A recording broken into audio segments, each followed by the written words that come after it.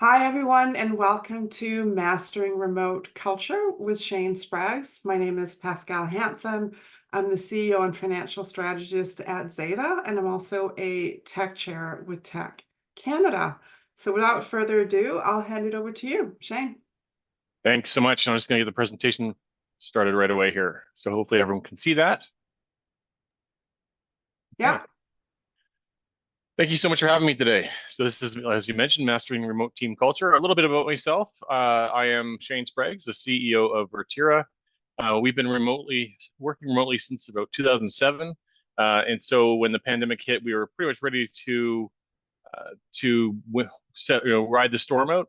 And as part of that, because we had so much experience with it, myself and the then CEO went and worked through this book we created that we published on Forbes. So we published this book last year in February, and it's about all the best practices of remote work, and I hope to share some of those with you today. So let's get into it. So um, March 11th, 2020, I clearly remember this. The thing I heard in the news first was the NBA canceled its season. Now, it was the first real sign that what was going on was going to be serious. And it wasn't long before the rest of the major sports organizations followed suit. I'm not a sports person, but it was something like, hey, this has got to be serious if enough for a sports team to cancel the rest of its season. And then by the end of the week, businesses were making plans to have their staff work from home. So what does this look like really? In Canada, about 37% of workforce work from home compared to about 35% in the United States. So these numbers are from the government of Canada. It includes all jobs, and it hit many sectors higher than others. So just to show you a snapshot of this, here are the top five.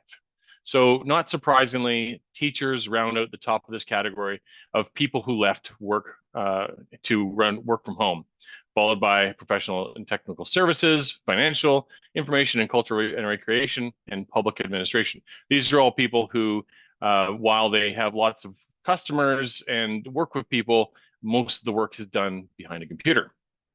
In contrast, and for interest, here's the bottom of that list. So you can see how this rounds out the national averages. And this shows the importance of diving into the numbers to tell the story. So, it's not surprising for me that retail was 9.5%. Sadly, most of these individuals not only didn't have a choice to work remotely, but also had very little choice and lifestyle options to maybe make a change in their careers. So over time, and again, it's scary to me. This is still 3 years ago. The whole pandemic started 4 years ago. So at the end of 2021, you can see the teachers are back to work. So this is tells you the green bar is what they were at the start of the pandemic. The gray bar is where they were at 2021. But a large number of people are still working remotely from a lot of the different sectors. And so you started hearing news articles like this. It's a new normal, the great resignation, the loyalty tax, quiet quitters. And this is a real period of learning between 2021 and over the next couple of years. However, then we started seeing these kinds of headlines. Is the end of remote work approaching? Return to the office, how COVID-19 and remote work reshaped the economy, and so on and so on. Can't keep people motivated. And then, and by the end of middle of 2023, we started seeing lots of companies returning to the office. And here's a high level of some of the bigger ones. Most of these you'll recognize the brands. There's been a pretty significant return to the office. However, since September-ish, the summer and early fall, it seems there's been a complete reversal of claims of the office being dead. It's a good reminder that the press tends to sensationalize things to grab your attention. So here's a few more headlines. What really matters in your business is your employees and how you want to run things. There is no cut and dry option that works for everyone. Each business, each organization, and each company will have to decide what works best for them and the type of people they want working for them. So what's really changed is people now know that working from home is an option. Where remote work used to be the domain of high-tech startups, people now know that remote exists. They know its benefits, and most have had the opportunity to experience it. But they also know that, consequently, there's now a disparity between how people want to work and how your office is currently set up. So this graph shows the results of a recent study by Owl Labs that was conducted in June of last year. My takeaway from this is there are people at your workplace who want to work from the office, and there are also others who prefer hybrid and working fully remotely. The reason for this is simple. People have complicated lives. Some live alone and want to come in the office for social reasons. Others are raising children and want the flexibility to pick them up from school in the middle of the day. Still others have healthy social lives and don't need the office to connect with others. Each company currently has a mix of these types of people at their office. So, what choices are you making? This is what employees are looking for in the post-COVID world. They want to know that you've considered their needs along with yours in their staffing strategy. People have a choice, and they're executing those choices more freely these days. I encourage you not to just consider the needs of the people you're currently working with.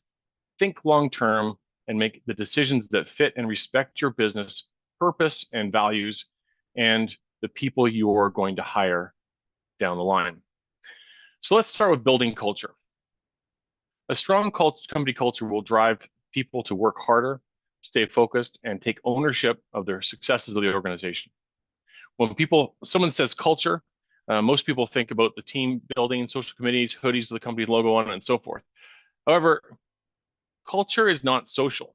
Most associate company culture with the yearly parties and the swag and the social committees and so on. It's the collective habits of the organization.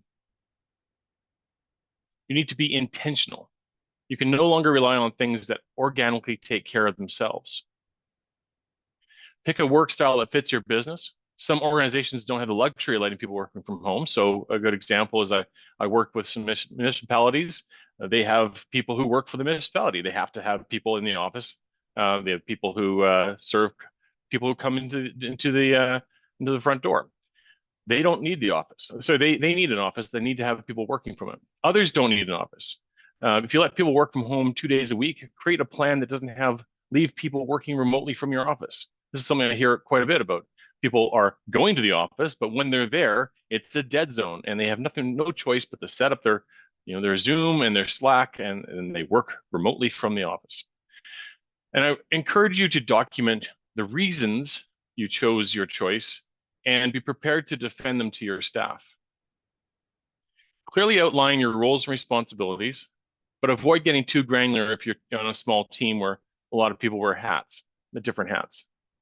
Document how decisions are made, who has the final say in procurement, hiring, training and development, promotions, who needs to be involved with making decisions on vacations, who can approve the budget.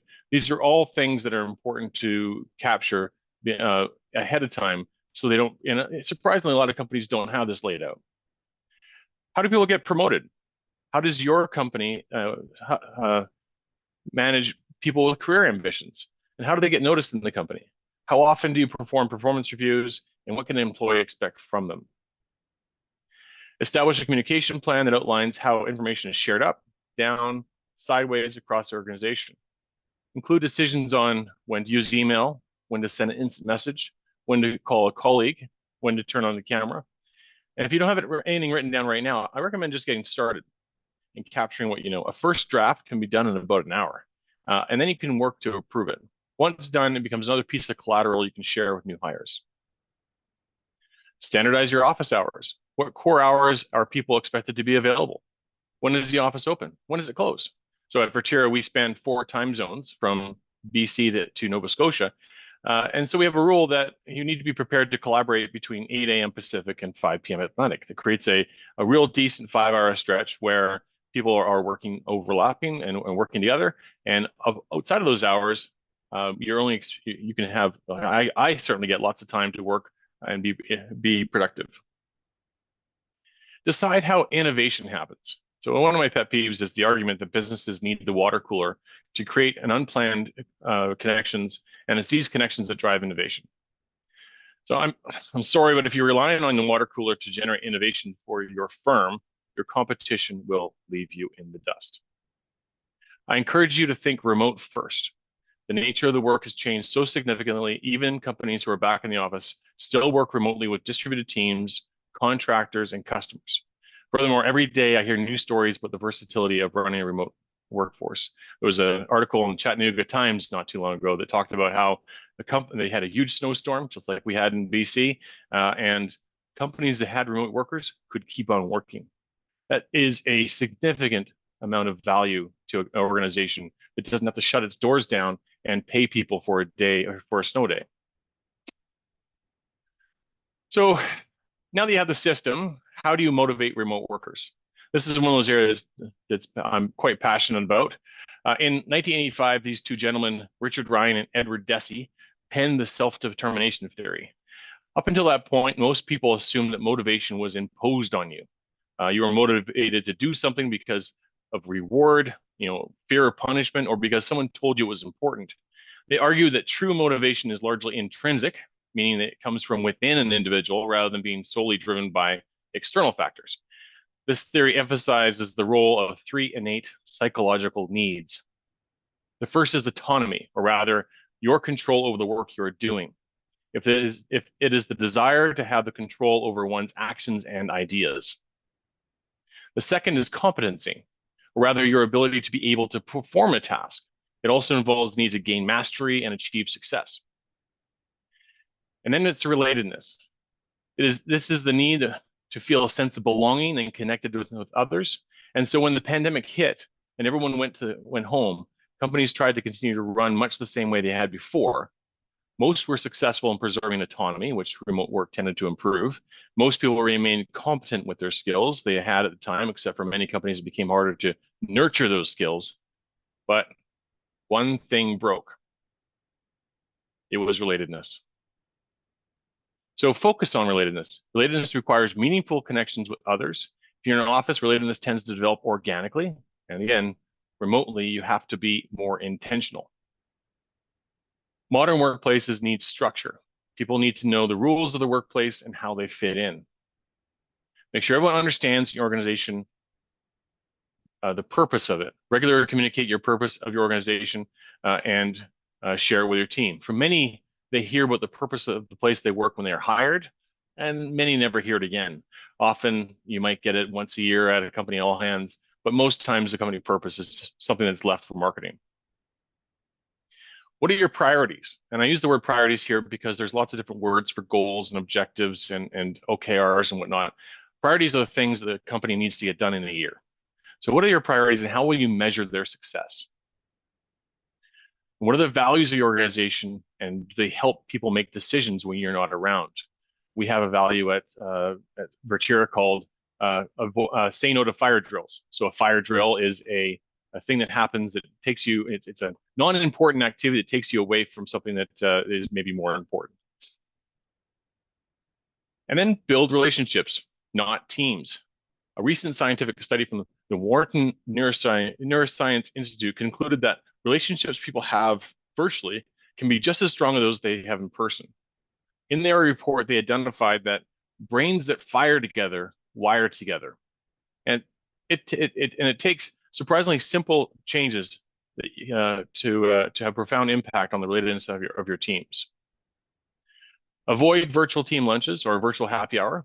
In reality, these are no different than taking your team out to a restaurant and being stuck at the end of the table, a 20-person table. Good activities need to involve everyone and make them feel connected.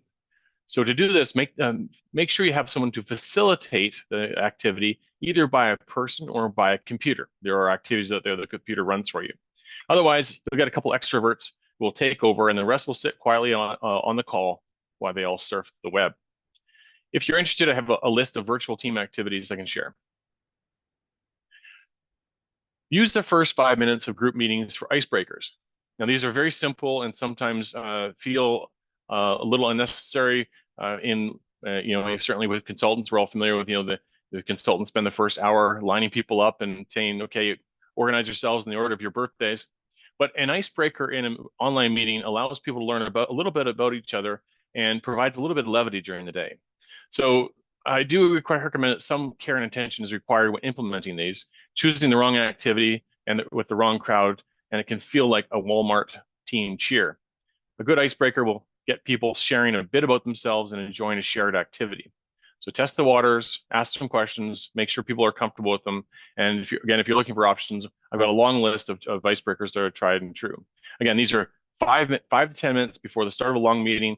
I find they're typically good for those meetings where most people, you've got 6 or 10 people on the call, and you just want to get a bit of a break. And certainly these are great when you have a long string of meetings. Implement a mentoring program and check in on it to make sure people are following through. As the old proverb goes, to teach is to learn twice. Done well, this helps mentors and mentees grow more than just their skill level. It helps develop a network of people that people can rely on. And all too often, our organizations save feedback for once-a-year performance reviews. Remote workers need more frequent feedback to reassure and reinforce their positive behavior. In person, people provide micro compliments at the end of meetings and in hallways, from everything on the clothes they wore that day to the quality of the presentation they just gave. And unfortunately, in remote, people just log off and go to the next meeting.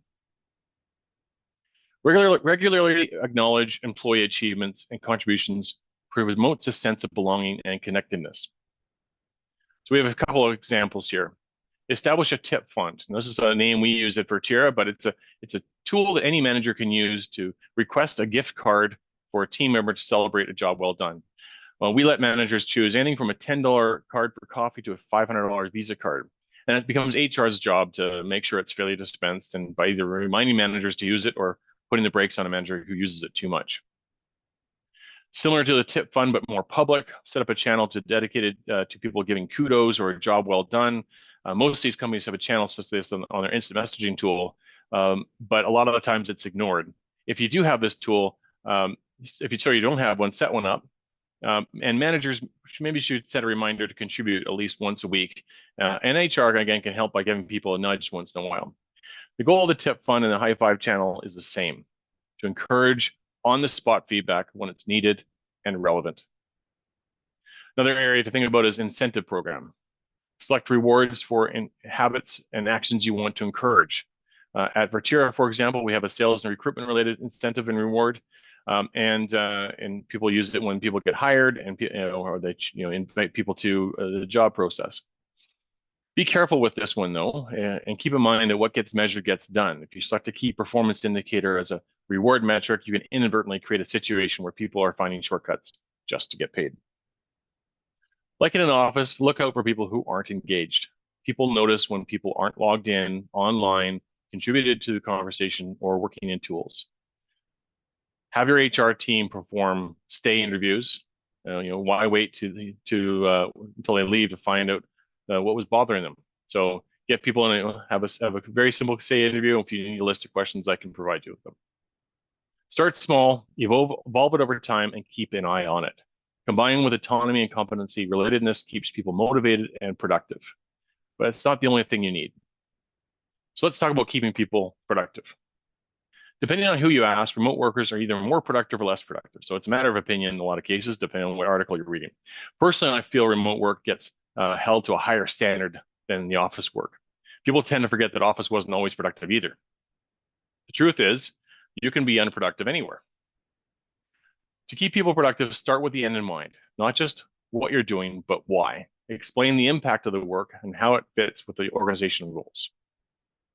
Your long-term goals break down into yearly priorities, and those priorities help you select the projects that need to be done, and those projects need to be broken down into tasks, which ultimately the employees in the front line fill. In a healthy organization, an employee can look at their work and understand how it relates to the goals of the organization. While this is important in an office, it's even more critical remotely, where people work independently from one another. But don't just assign tasks. Give people ownership of the work. Involve people in the solution, and let people decide how to get from point A to point B. But don't make the mistake of letting people choose where point B is. Some employers are so hardwired to micromanage that they've gone as far as to install productivity checkers, tracking how long people are at their desk or how many keys they pressed. We strongly advise not to do this. You're only measuring how long they stayed at their desk or how many keys they pressed. Productivity doesn't work this way. Someone who had an epiphany overnight is no less productive than someone who slogged through a grueling 4-day hunt for an elusive bug. It's not fair to measure productivity in hours. So with that in mind, how do you actually measure productivity? It should be as simple as keeping track of the tasks your team members hit, what did they agree to, and did they accomplish it? For businesses that are firing all cylinders, tasks that are completed on time will roll up to projects that are delivered on time, on budget, and within scope, which in turn will roll up to meeting yearly priority expectations, and all will have the desired impact to move the company towards its long-term goals. This gives metrics to track at all levels inside your businesses. Executives can keep an eye on yearly priorities, directors can stay on top of projects, and managers and project managers can stay on top of tasks. When it comes to managing people, remote work doesn't need different management. Remote work needs good management. All those blogs you read online and leadership books that will tell you how to be a good manager and have all the information you need to be successful manager remotely. However, most of these skills need to be learned by doing. It's harder to learn these skills if you're a new manager working remotely. You have no role models, and mentoring has to be more intentional, and people can't see others leading. So if you are a new manager or have one on your team, here's some advice. Managers need to understand and be able to articulate how the work relates to the direction of the company and how it will have impact. Ask for input from anyone who might work on tasks to have a say on how they're done. Asking up front drives buy-in and drastically reduces friction later on. It also improves the quality of the ideas because now you're crowdsourcing your solutions. But be sure to remember that it's you, not your team, who's ultimately making the final decision. This is the trope that some of the younger managers will fall into, where they will crowdsource the solution and let the democracy win. Ultimately, this is going to fall on the manager when either the task fails or doesn't achieve what it was intended. Give people autonomy over their work, but hold them accountable. How you do that will depend on how the work was delegated. If it's a task they have to do and they have no choice, don't present it as a choice. Picking a due date for a task needs to be a collaborative effort, but coach them to pick a date that will challenge them but yet it is achievable. Follow up prior to the due date to ensure they're on track. Not everything will go the way you planned it. When something fails to meet expectations, focus on what you or the team member can learn from the experience. You can't change what was done, but you can do better the next time. Building on that, it's the manager's job to foster psychological safety. This is a big topic, but in general, show empathy and care about your team members. They are not lesser than you, they just have a different job. Own up to your mistakes and ask for feedback. Address issues immediately and don't save them for your one-on-one. Celebrate curiosity and give people an opportunity to fail. Maybe they will surprise you. Meet once a week. Each of the team members, ask each team member to write a small report ahead of that time that documents what did you do last week, what do you have planned next week, and what risks or blockers do you have getting your work done. If you are familiar with the Agile framework, this will sound very similar to a daily stand-up. Use a collaborative journal or a shared document where you can capture items to discuss during the one-on-one. This is a great tool to not only give people a chance to build the agenda for your one-on-one, but it also means that it reduces the number of times throughout the week that people get interruptions. If as a manager, and I have this often, I want to talk to my team member about something that's small, but not inconsequential, but doesn't need to be dealt with right now, I can log it in their collaborative journal or their shared document, and then we can talk about our one-on-one. Spend time to connect with them personally. Hey, what'd you do last week? Tell me about your family. Tell me how you're feeling about things. And on a monthly basis, check in with their goals and connect with them on the direction of the organization. Have an open door policy and make an effort to always be available online and ready for an impromptu call. When someone is blocked and they need your help, they may need you to be unstuck to get the answer, and they need you for the answers. Remember, management is a skill. Great managers don't come out of a textbook. Sometimes the people who are brought into the management world are not trained to be good managers or not inclined to be good managers. Be intentional with the growth of managers at your firm. It won't happen organically. This is one of the areas I'm concerned about when it comes to remote organizations. New managers need training and education to learn the skills peer groups to hear about real life situations and how to handle them, and mentorship from more experienced managers. If you don't have the internal support to train new managers, you might need to settle on hiring managers with experience. When hiring, it's critical you recruit the right people. The future of your business depends on it. Your new hires should know the purpose and values of your organization before joining. This is the area where they start the relatedness journey. Your job postings and recruitment efforts need to do the heavy lifting to communicate who your organization is and what it's trying to achieve and the type of people who work there. It's at this step you want to weed out people who don't fit with your organization. Unfortunately, because of the job market right now, many are just applying to the jobs that they can find that are available and rolling the dice. So make sure you weed out the individuals who aren't right for your company now and not after an expensive hiring or training period. This is where relatedness to the company purpose can start. So weed out people who don't fit the work style of your business. This dovetails into what I was discussing earlier. If you haven't settled on a work style for your business and then hire a bunch of people and then change it, you're likely just going to piss off a bunch of people. Assuming you're hiring for a remote role, we've learned the hallmark of remote workers is that they have outside interests listed on their CVs. The social part of their social lives makes up for the lack of socialization at work. Furthermore, people who participate in team sports, charitable efforts, and other group activities tend to have a higher emotional intelligence, which is critical to being able to empathize with remote teammates. Next, look for people who have a decent relationship with technology. They need to be able to handle the day-to-day tech challenges on their own. This could be everything from making their way through an Excel spreadsheet to handling minor challenges with their computer. This next one's a bit of a tough one, and a big one for me.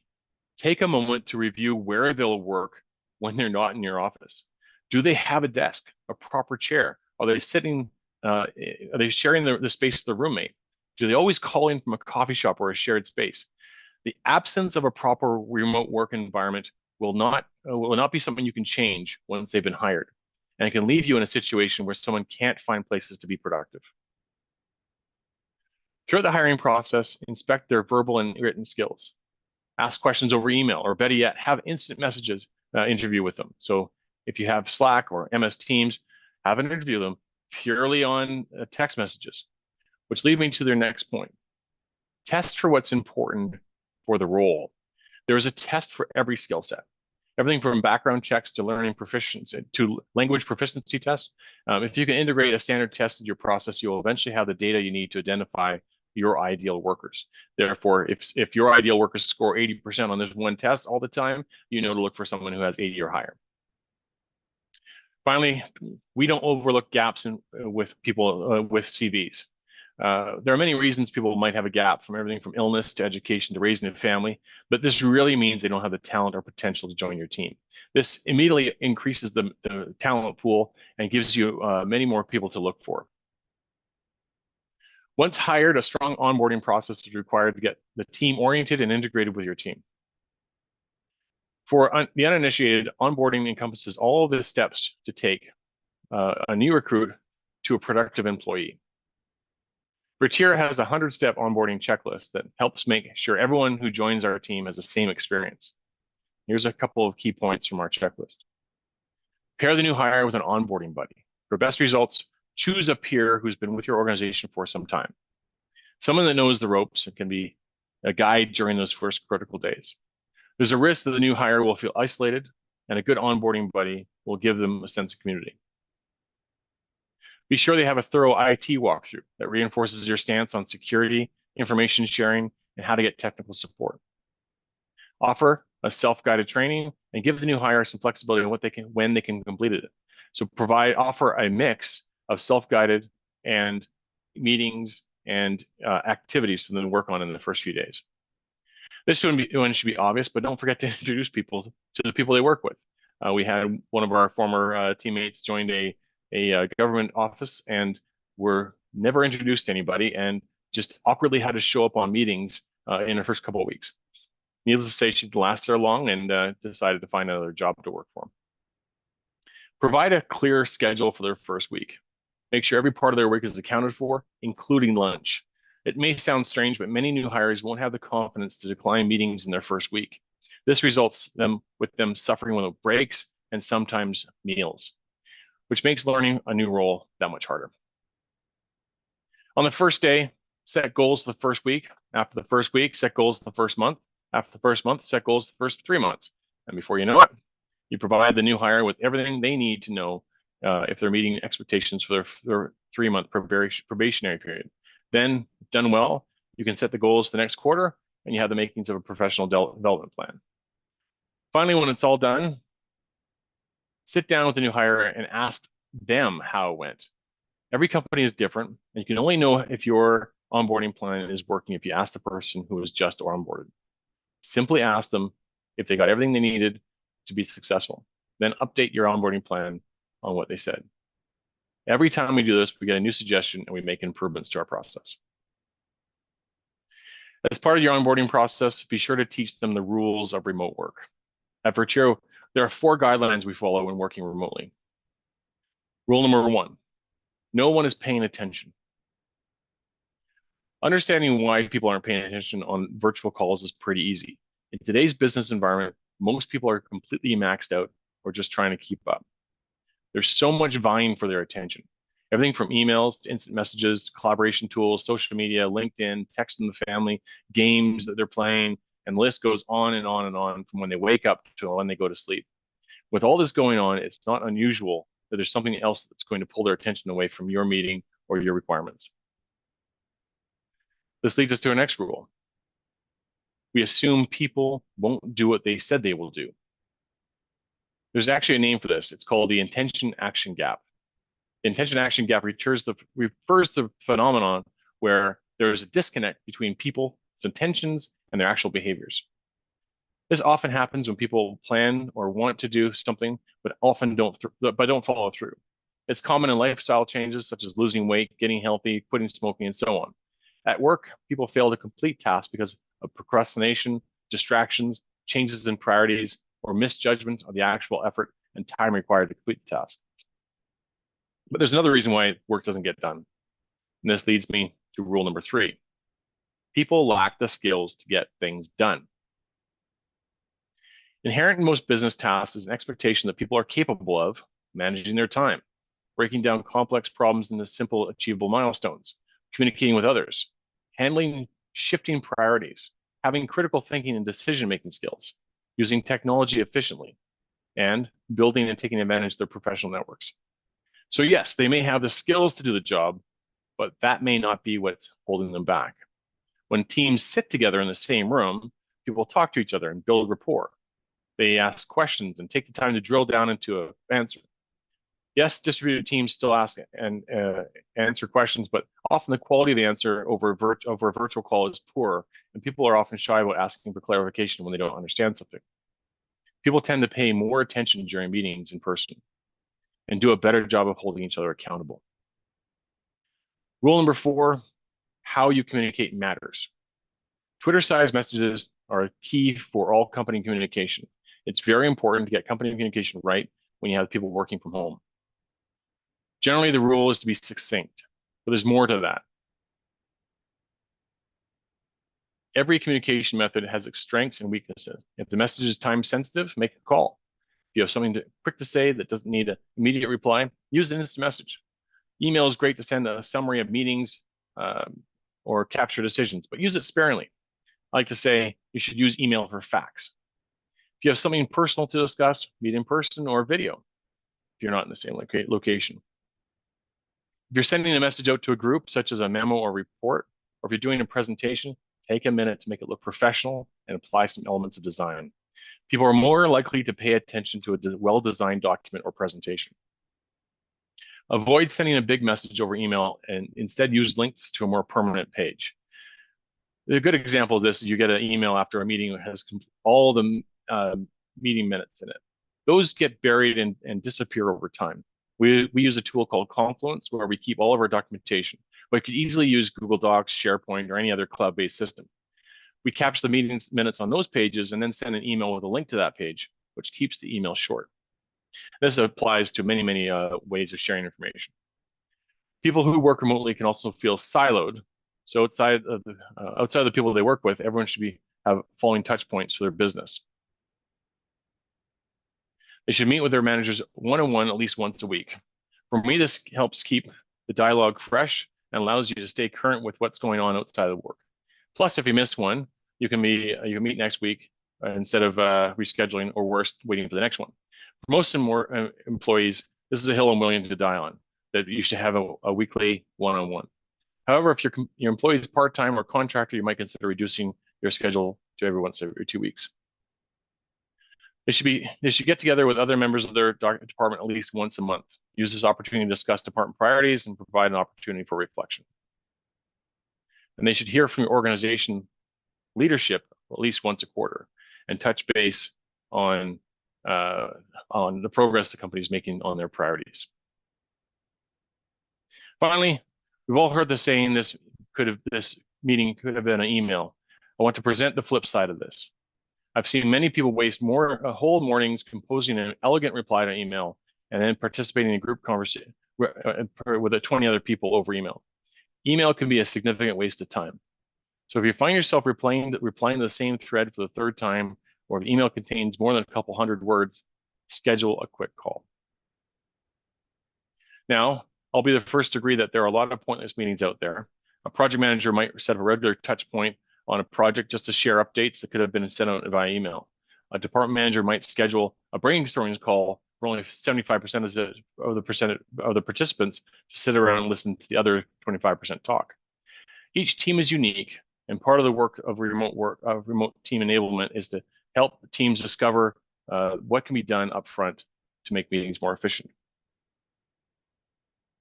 Unfortunately, it's much harder for a remote team member to sit in front of a computer screen with all its distractions and pay attention to the meeting, especially when they're not there to contribute. Every team is different, so there's no one-size-fits-all solution, but here are a few suggestions. If you're scheduling a meeting, you can do your part by adding this short phrase at the top of every invite. I started doing this because, let's face it, no one is following Robert's rules of orders for every meeting, and sometimes you just need to chat to work something out. But if you put this at the top of your invite, you can't finish the sentence. You will make, and you can't finish the sentence. It will make you think twice about wasting other people's time. Remove work that can be done ahead of time by an individual. Hopefully this is one you all take away and think about. A brainstorming session is often people sitting around watching a single individual capture their thoughts, or perhaps two people out of a bunch. When you start to look for it, you'll soon realize there's many meetings that could easily be replaced by someone doing a little bit of prep work and then gathering people to discuss the results. Meeting facilitation is important and matters more on distributed teams. It's a learned skill you need to train your team members on. A good facilitator will manage time and encourage participation from everyone, and therefore make the meeting more interactive and productive. Establish a set of meeting rules, such as muting when not speaking, limiting distractions, or using video when possible. One of my favorites is no back channel discussions. Everyone commits to not messaging other people to talk about topics in the meeting behind everyone's back. We make heavy use of the record feature, so there's an accurate record of what was said and committed to, and from that recording, we follow with meeting minutes. These days, most meeting platforms have a transcription feature. On their own, most transcriptions are a mess, but you can feed them into a tool like ChatGPT and create beautiful minutes in a blink of an eye. Then, when these are added to your document repository, such as Confluence and Notion or SharePoint, they become searchable down the road. But don't stop there. Track action items. Take the action items out of the minutes and capture them in a log or follow-up. We assigned someone to keep track of minutes, action items during discussed meetings and in conversations. Often, remotely, these are quickly forgotten, hindering productivity. Overlooked action items will become a fire drill later on, taking people away from the work that they intended to do. So we've covered a lot of ground today, and there's so much more to actually cover as well. I'll leave you with this final thought. There's no magic solution to create an amazing culture. It takes a lot of work from a lot of people, from management to HR, to implement all the little things, but it has to be led by leaders who will lead by example. Don't tell everyone they can work from home while the CEO works from the office. Don't send everyone home to the office while the CEO works from home. It has to be led by example. So I'll take some questions before we wrap up. That was really great. Lots of meaty stuff. I took a lot of notes and I'm very much on point with a lot of it. Let's start with you. Yeah. Do you have any questions? No, it was this was a good presentation and lots of information, Lots of and definitely some of these strike home. Um, so the biggest concern that I always have with extended and continuous working from home is training and mentoring, especially for young people that are coming Mhm. onto the market. They have to learn their job and they don't have the skills and the personal skill and the social skills and everything to succeed. And so there was one point where you quoted hiring managers with more experience. Yeah. And I'm like, yeah, that's great, but we are getting a whole generation that have never worked in an office, and so this is like a vicious circle. Those people that they aren't there, and so we do need to find a way to develop people into managers and leaders, and because most of us, we are not a manager when we get into the working space. Yeah, and most people who become managers aren't qualified to be a manager either. And I think Absolutely. that's one of the issues with management in general, that when you go to an Yep. office, people don't know what they're doing, and they get away with it because they can manage off the side of the desk, and they can they can fake the performance review by remembering what people did over the last 2 weeks, and it creates inefficiency and challenges for people, and people leave because of it. And you always hear the story of that one good manager people had. It's like having that one good teacher. There's only one or two of them. So again, I think remote work gets held to a higher standard, but um, there is some things I think remote work needs to invest in, that when they're not paying for their office building, they can invest in things like training, and maybe they can hire somebody for larger companies whose job it is to keep track of this stuff. Okay, my job, we used to have, I didn't include this in the presentation, but we used to have a program at Disney when I was working there called the STARS program. Now we would we would get together as a bunch of executives, and we'd say, okay, who in the office should we be paying attention to? Who do we think's got talent? And how are we going to give them more opportunity by supporting them with, because you can't give it to everybody. So you try to pick and choose the individuals who may show some potential as a manager. Now, what I feel is happening in the future is that there will still be businesses that run from the office, and that's fine. There will still be people who get go to office 2 or 3 days a week, and that'll probably be the default for the next little while until we start growing and larger companies start emerging from the remote space. So there's a hope that they will get some experience in those situations before they go work remotely. So if like I said, if your company doesn't have a rigorous training plan or doesn't have a plan for managers, maybe don't make someone a manager who's never had the experience without providing them with any support. This is asking for failure. Yeah. Yeah, I think that's very true. Sometimes you just get that leadership title as a promotion, but it doesn't mean that you care about people or be a good manager. So I think that's Yeah. really essential. You also mentioned having micromanagement tools. So I know someone who worked in a company, always a good performer, like 20 years in this company. Then everything went to remote, and literally she was tracked and had to log in and out every time she went to the bathroom. And she became so stressed, it affected her mental health, and she had to leave. So do you have any research on that? Like how prevalent is that? Or are people now moving away from it because they realize it doesn't work? Do you I know? think companies are probably still doing a lot of it. It's less. I don't have any solid research on it, but you do hear of new terminology like coffee badging. People go into the office to just do their badge, and they'll Uh, go back home, or they go work outside of the office, and they come back to check out, right? And so it's like any other system. People will find a way to work around it. right. There's for every tool that tracks mouse movement, there's a comparable tool that simulates that for the tool while you're not using it, right? So it's a way. It's probably a tool that, hey, I'm not liking how Ryan is working. Let's just check their statistics. Oh, Ryan never logs in on time, or Ryan, it's probably at that point that'll probably be used as a qualifier to making decisions to lay people off. I also left out the other perspective, which is that in remote, people you need to have a solid purpose of the company that people can subscribe to. So that makes people feel more related to the company. Working in an office building, The reason why it's less important is because people feel related to the people they work with, and you're actually creating a real, from a future focused perspective, you're actually creating a real problem because people aren't going to the office for your company; they're going for the office of the people they work with, and that can change quickly. Someone get poached and go to another business. Someone can leave, get fired. Some new people can come in and change the dynamic. And before you know it, you have a company and people don't want to work for them. So I would strongly encourage in-office companies to focus on this as well. Make sure that that's the reason why people are coming to work, as opposed to the social group that has been formed. And that's what the water cooler actually does. Yeah, Excellent. awesome content. Yeah, did you have any other questions? No, no other questions. I mean, there's plenty of things, for example, the having the regular one-on-ones to check in with workers, but also to, mostly for personnel development and that sort of things. These are things that I talk about, a lot in my practice, and it's just great, to hear you confirm that this is so important, and even more so in a remote environment. So Yeah, thanks for absolutely. bringing that up. And building on the self-determination theory that I was talking about earlier, the one-on-one is where autonomy, competency, and relatedness converge. So as a manager, if you can focus on those three things, that will really give the employee the thing that they need. And so the relatedness aspects, obviously, talking about professional development, how they're doing, personally, how they're working with other people.